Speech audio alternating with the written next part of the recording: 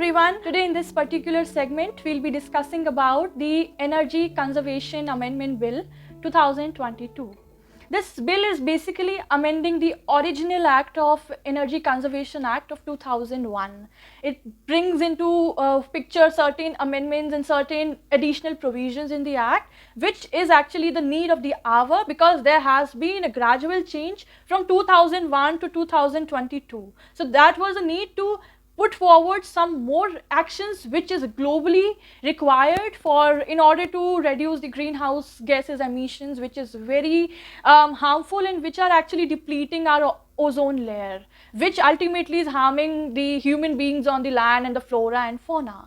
So in this video, we'll be discussing what are the aims of the bill, what is its focus, what are the objectives with which it has been introduced, and what is the regulatory body which regulates the entire mechanism of the energy conservation, right? So the bill aims towards the use of non-fossil resources. Now, the non-fossil resources are those which we derive from the solar energy, wind energy, as well as from the hydropower energy. What are the examples of non-fossil fuels? It includes ethanol, biomass, green hydrogen, green ammonia. So the bill is focusing that the non-fossil resources should be used for the purpose of energy as well as for the purpose of feedstocks, right? The bill also focuses upon the concept of carbon market, which is the key highlight of the bill. What is carbon market?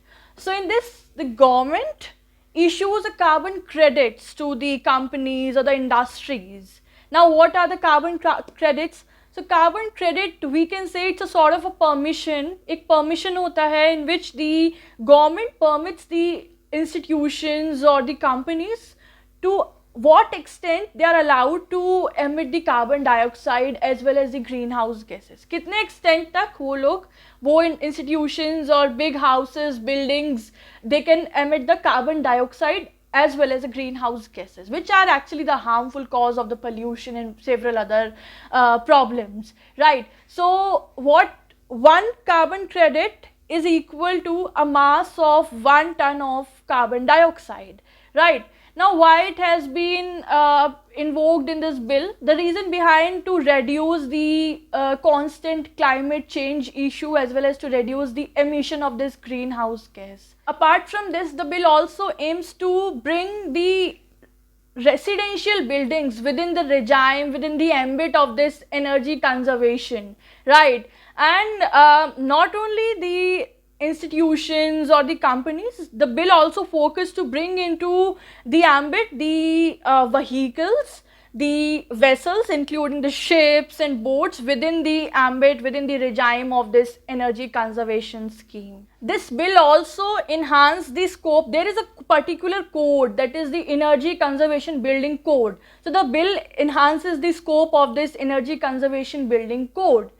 The bill also strengthens BEE. Now, what is BEE? It is a Bureau of Energy Efficiency. So it's a body which regulates the procedure, which regulates the energy conservation and the program of this particular act. So this bill strengthens. How does it strengthen?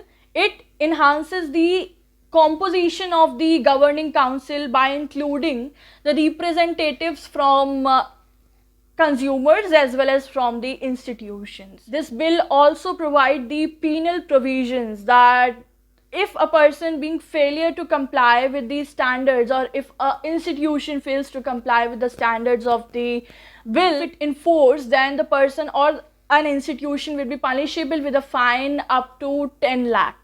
Now, ये तो हो गए main what all are the aims of the bill. Now, there are 3 key objectives जिसको attain करने के लिए ये bill को introduce किया गया और pass भी हो गया है by राज्य सभा.